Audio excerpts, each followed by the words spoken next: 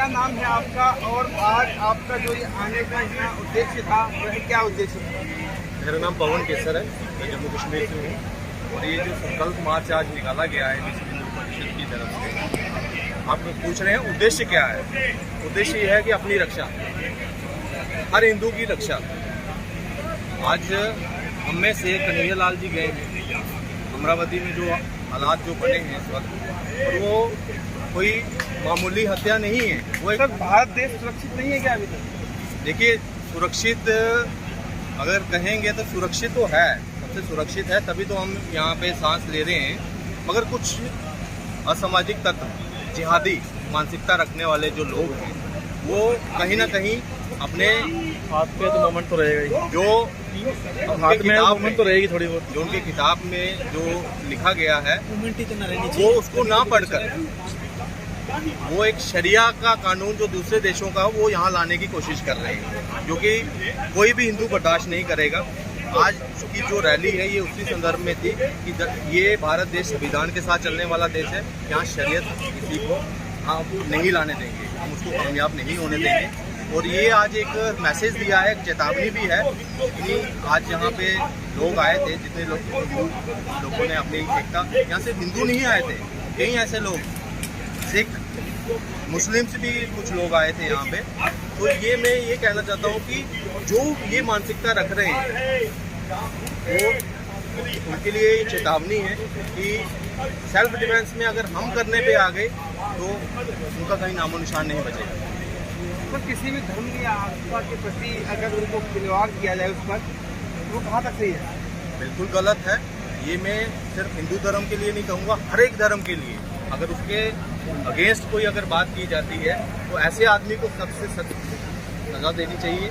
और मैं तो कहता हूँ कि एक कड़ा दंड, और वो भी लिमिटेड टाइम में ये होना चाहिए, जिससे एक उदाहरण बन सके ऐसे हर एक व्यक्ति के लिए जो ये मानसिकता रखता है और ये सोचता है कि मैं कुछ भी कहूँगा तो कोई पूछेगा नहीं। तो ऐसा एक कानून जरूर होना चाहिए और एक कड़ा दंड उनको मिलना चाहिए कि समाज के लिए उदाहरण बन सके। संविधान पंथ निरपेक्ष है, धर्म निरपेक्ष नहीं।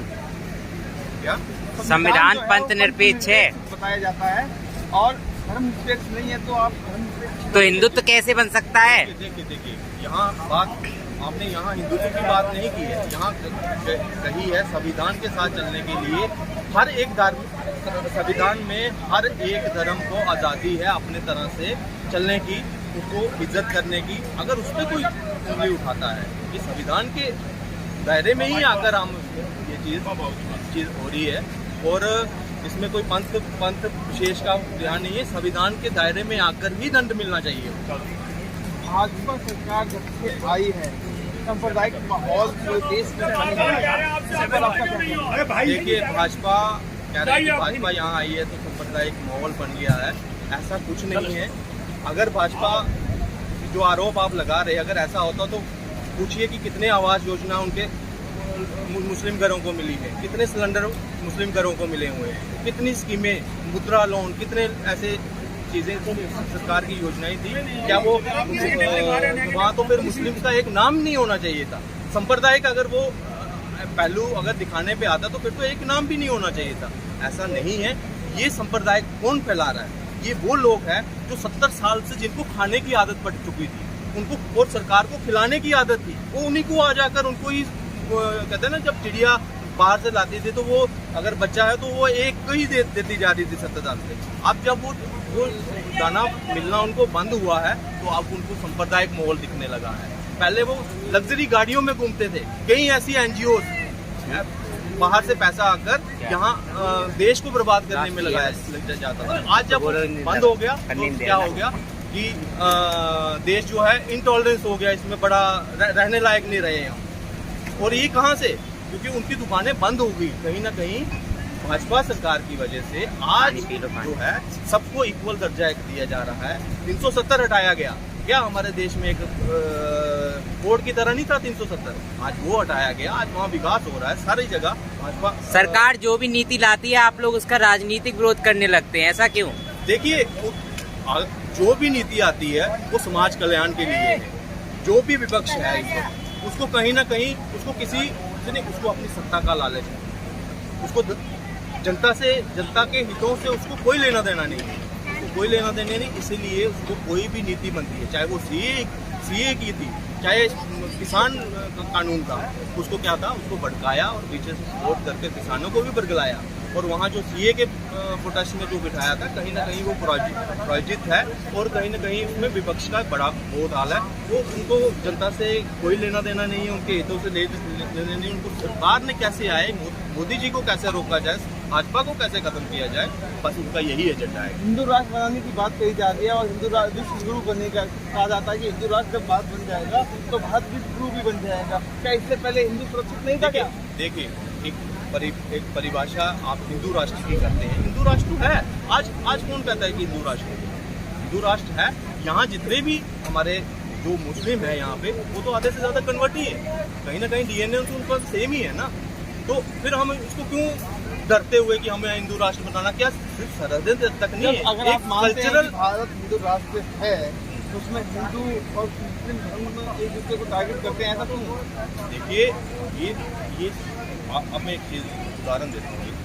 वहाँ एक सोल्जर मरता है रजौरी में, औरंगजेब, पूरा देश उसके लिए आंसू बहाता है, उसको घर से उठाकर। अगर आपको सुना होगा न्यूज़, जम्मू कश्मीर की रजौरी में अभी एक जो पुलिस वाले को घर में उसकी बेटी हमला हुआ गया, वो भी मार गया, वो भी तो मुस्लिम था, मगर पूरा देश उसके लिए रोया है।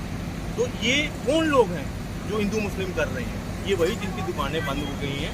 और ऐसा नहीं है कि हम 25 से 30% की पॉपुलेशन है इनकी, हम इनको झुकला नहीं सकते। ये हमारे साथी हैं, हमारे साथ रहने ये है कि आप मुस्लिम धर्म का विरोध नहीं करते हैं, आप कट्टरवादी विचारधारा जो ये यहाँ जो अपनी शरीयत को यहाँ लाना चाहते हैं, जो उसी के ऊपर चल रहे हैं। कन्हैया कुमार का गला काटना, ये क्या कोई संवैधानिक कृत्य था इनका?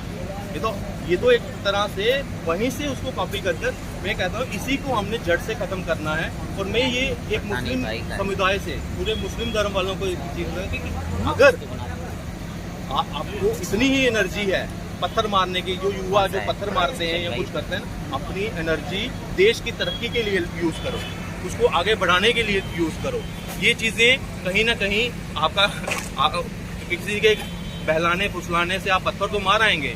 अगर योगी जैसे सीएम 4-5 और देश में हमारे कहीं ना कहीं ये हो गया तो आपका घर भी चला जाएगा और कहीं मुंह दिखाने के काबिल भी नहीं रहेगा।